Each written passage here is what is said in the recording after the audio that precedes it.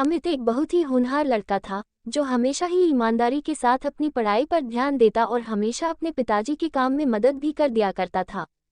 ऐसे तो वह बस सिर्फ 12वीं कक्षा का छात्र था, लेकिन फिर भी उसमें गजब का आत्मविश्वास था कि वह अकेले ही अपने पिता का काम संभाल लेता था और साथ में पढ़ाई पर भी ध्यान देता था। अमित की मां का देहांत 2 साल पहले ही हो चुका था और उसकी एक छोटी बहन थी जो स्कूल जाती थी, लेकिन कभी कभी इसे भी स्कूल से छुट्टी लेनी पड़ती थी क्योंकि अमित के पिताजी सही समय पर उसकी स्कूल की फीस जमा नहीं करवा पाते थे। छोटी बहन को पढ़ाई का शौक नहीं था, लेकिन फिर भी अपने भाई के कहने पर वह पढ़ाई करने लगती थी। एक दिन छोटी बहन के पड़ोस में रहने वाली उसकी सहेली ने उसे अपने बर्थडे में आने के लिए कहा था। साथ में उसे रेड कलर की ड्रेस पहनने को कहा क्योंकि उसकी बर्थडे पार्टी की थीम रेड कलर थी। अमित की बहन इतनी समझदार नहीं थी और वह बार बार अपने भाई से जिद करने लगी, भैया मुझे नई ड्रेस खरीद कर देना। कल मुझे अमृता के बर्थडे में जाना है, जहां रेड कलर पहनना होगा। ऐसे में अगर मैं नहीं पहनूंगी तो लोग मेरी हंसी उड़ाएंगे और मुझसे कोई दोस्ती नहीं करेगा। अमित, अरे ड्रेस से क्या लेना देना है, तू बस उस पार्टी में जाकर मजे करके आना। बहन रोते हुए, नहीं भैया मुझे तो वही ड्रेस चाहिए, नहीं तो मैं बर्थडे पार्टी में नहीं जा पाऊंगी। अमित अपनी बहन से बहुत प्यार करता था और इसी वजह से उसने अपनी बहन के लिए नई ड्रेस लाकर दे दी, जो लगभग 1500 रुपयों की थी और जिसके लिए उसने अपने दोस्त से उधार भी ले लिया था। ऐसे तो वह बहुत स्वाभिमानी था, लेकिन अपनी बहन के आगे वह कुछ भी नहीं कर पा रहा था।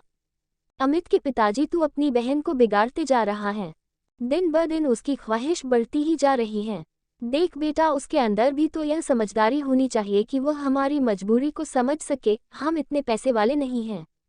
ये सब बातें दूर से ही अमित की बहन सुन रही थी और उसे ये सुनकर अच्छा नहीं लगा कि उसके पिताजी ने उसे कुछ भी देने से मना किया और उसे समझदार होने की बात की है।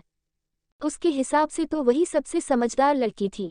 उसने अपने पिताजी और भाई की मजबूरी को भी सुनते हुए नजरअंदाज कर दिया था, क्योंकि उसे तो अपनी मनमर्जी का हर वह सामान मिल जाता था जो वह चाहती थी। अमित दिन भर अपना काम करता और रात में पढ़ाई किया करता था। वह अपनी पढ़ाई को छोड़ना नहीं चाहता था। यूं ही एक दिन वह पढ़ाई कर रहा होता है, अचानक उसके दोस्त राजीव का फोन आता है, जो उससे कल होने वाली पार्टी में चलने के लिए कहता है। राजीव, अरे चलना यार, वैसे भी तू रोज रोज काम करता है, कभी हम दोस्तों के लिए भी समय निकाल लिया कर। अमित, हाँ हाँ क्यों नहीं, मैं भी तुम लोगों के साथ चलना चाहता हूँ, लेकिन क्या करूँ, मजबूरी है। मेरे पास तो पहनने के लिए अच्छे कपड़े भी नहीं हैं और ना ही मैं अपने पिताजी को ऐसी कोई ख्वाहिश करना चाहता हूँ ताकि मेरे पिताजी परेशान हो जाए। राजीव के बहुत कहने पर भी अमित तैयार नहीं होता और वह हमेशा पढ़ाई पर ही ध्यान लगाना चाहता है।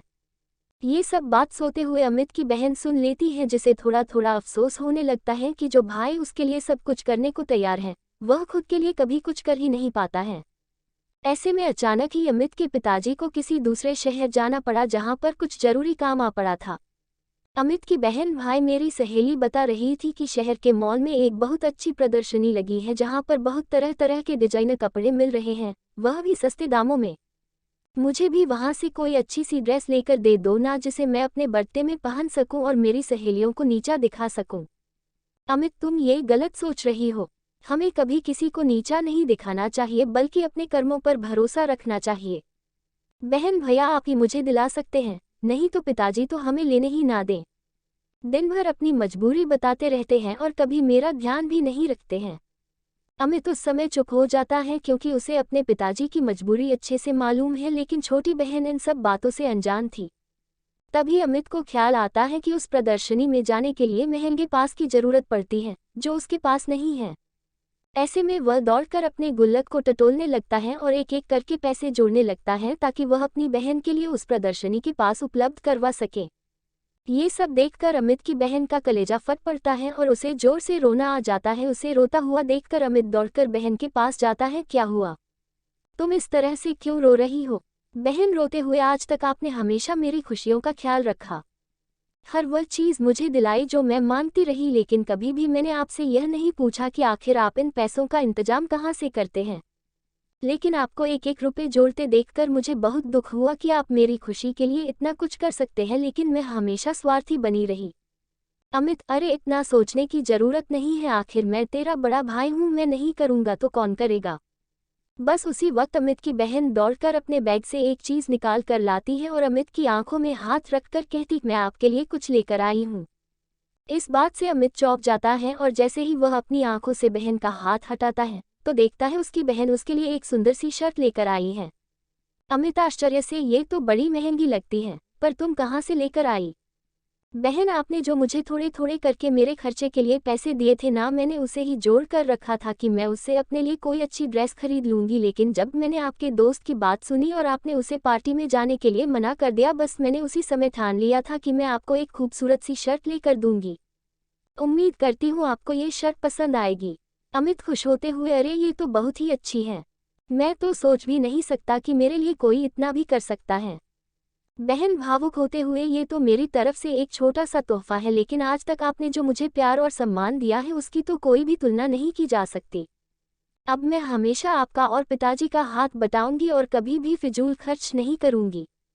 वो बात सही है, जितनी चादर होती है हमें पैर भी उतना ही फैलाना चाहिए। बहन की समझदारी वाली बातों को सुनकर अमित की आंखों में भी आंसू आ जाते हैं और तभी पिताजी वहां खड़े होकर उन दोनों को देखने लगते हैं। अब पिताजी की आंखों में भी अमित के साथ साथ बहन के लिए भी गर्व के भाव आ जाते हैं और वे दोनों बच्चों को गले से लगा लेते हैं। खुशियां हमेशा छोटी छोटी घटनाओं, छोटे छोटे मोमेंट्स में छुपे हुए होते हैं। कभी भी लाइफ में किसी के लिए कुछ बड़ा प्लान करने के बजाय किसी के लिए एक छोटा सा प्रयास भी बहुत मायने रखता है।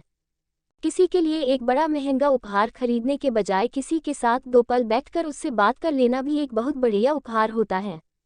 लाइफ में कभी कभी ऐसा भी होता है कि किसी को हमारा महंगे लाखों के गिफ्ट्स में कोई रुचि नहीं होती है, उनके साथ सब एक शाम गुजार ले, वो भी बहुत होता है।